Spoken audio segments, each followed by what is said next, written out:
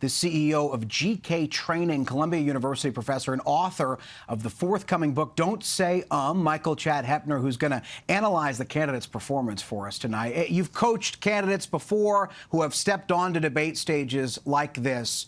The incumbent senator, Tammy Baldwin, she's somewhat trailed potentially in some internal polling. There's a concern from Democrats that she's falling behind or at least losing her lead in some degree. Did she do what she needed to do tonight, in your view, to try to hold on to the position that she's in this race? The answer is unequivocally yes, from my point of view, and here's why. My point of view is the point of view of delivery.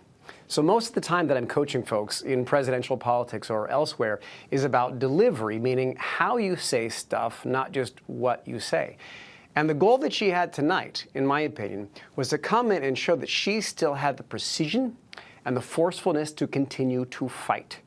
When she's at her worst, what you will see is that her eye gaze drifts down quite a lot, and she has a lot more filler that creeps into her various answers.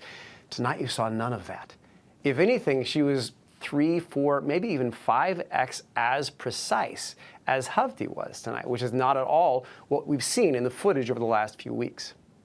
Well, firstly, I don't want you to watch any tape of me in the future. But also, secondly, when it comes to Eric Hoeppner, so often in these debates, we know that candidates try to manufacture a moment. And there was this moment where Eric Hoeppner looked like he was trying to pull out his utility bill to demonstrate to voters that he lives in that state and try to accuse the senator of essentially not spending enough time in the state that she represents. What did you make of that and any other moments in this debate tonight?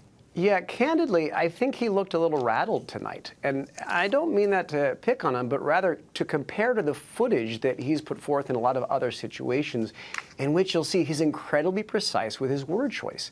He has very few non-fluencies. A non-fluency is a stumble or a mistake, something like that.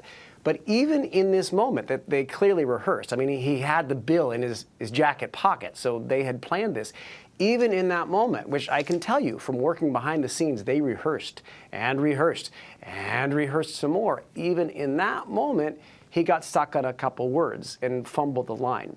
So I think some of those things may have been missteps for him tonight.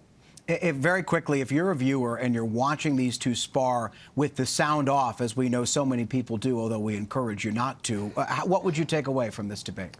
The biggest thing is Tammy Baldwin's eye contact.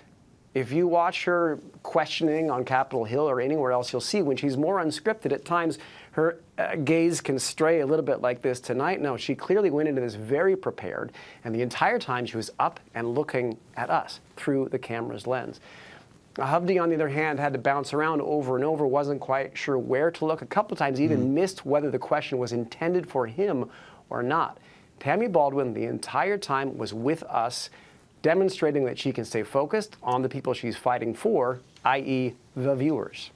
Now, I guess my question is, this is a race that's going to be won on the margins. And it's so often pocketbook issues in the economy. We know that Hoeppner's part of his pitch to voters is that he's a businessman, that he's going to focus on economic issues. Did he deliver in that argument tonight, in your view?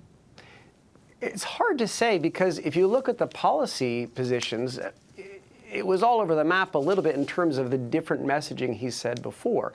Again, I think both candidates substantively did a decent job.